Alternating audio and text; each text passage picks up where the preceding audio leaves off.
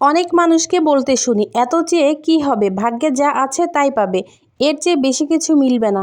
অথচ আল্লাহর রাসূল সাল্লাল্লাহু আলাইহি ওয়াসাল্লাম বলেছেন, দোয়ার শক্তি এত বেশি যে বান্দার তকদির পর্যন্ত বদলে দিতে পারে। ভাগ্যে কি আছে তা আমরা কেউ জানি না। এটা সম্পূর্ণ গায়েবী একটি ব্যাপার, যা সম্পর্কে জানেন কেবল রব্বুল আলামিন। কিন্তু এমনও হতে পারে পাবেন না ভেবে যা চাওয়া থেকে আপনি নিজেকে বিরত আপনার হবে না ভেবে বারবার আহত হচ্ছেন, ঠিক তাই আল্লাহ আপনার জন্য নির্ধারণ করে রেখেছেন।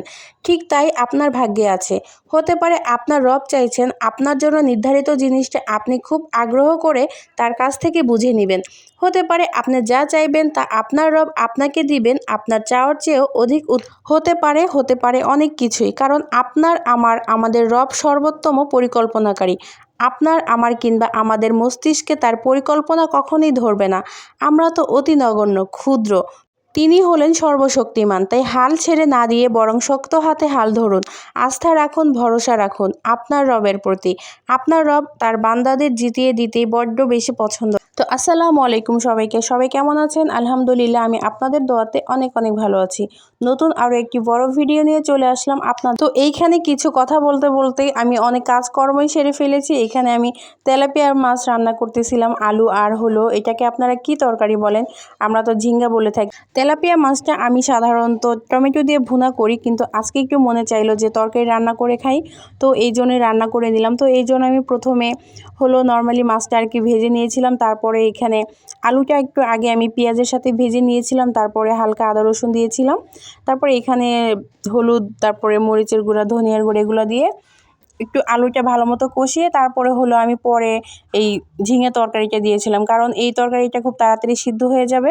আর আলুটা তো একটু সিদ্ধ হতে সময় লাগবে, এই জন্য আলুটাকে একটু ভালো মতো সিদ্ধ করে নিয়েছিলাম। তারপরে ভালো মতো কষানোর পরে এখানে আমি পরিমাণ মতো ঝোল দিয়ে দিয়েছিলাম। এখানে তারপরে রান্নাটা চুলায় হতে হতে আমি মাঝখানে একটু বিটরুটের শরবত করে নিয়েছিলাম, কারণ দুপুরে অনেক বেশি খেতে ইচ্ছে করতেছিল।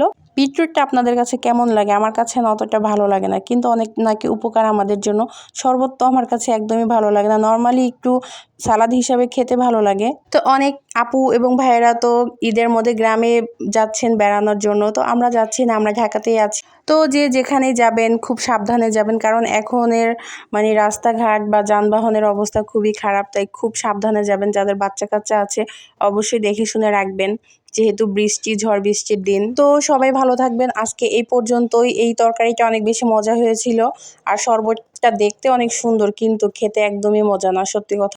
শরবতের কালারটা কি সুন্দর তাই না, কিন্তু খেতে একদমই ভালো না ভাই, কি বলবো। আপনাদের কার কার কাছে এই বিটরুটের শরবতটা ভালো লাগে? আমি শুনেছি এটা নাকি সবজি করে খাওয়া যায়, তো ওইভাবে আমি একদিন ট্রাই করব, দেখি কেমন লাগে। তো সবাই ভালো থাকবেন। আজকে এই পর্যন্ত। আল্লাহ হাফিজ। Thanks for watching.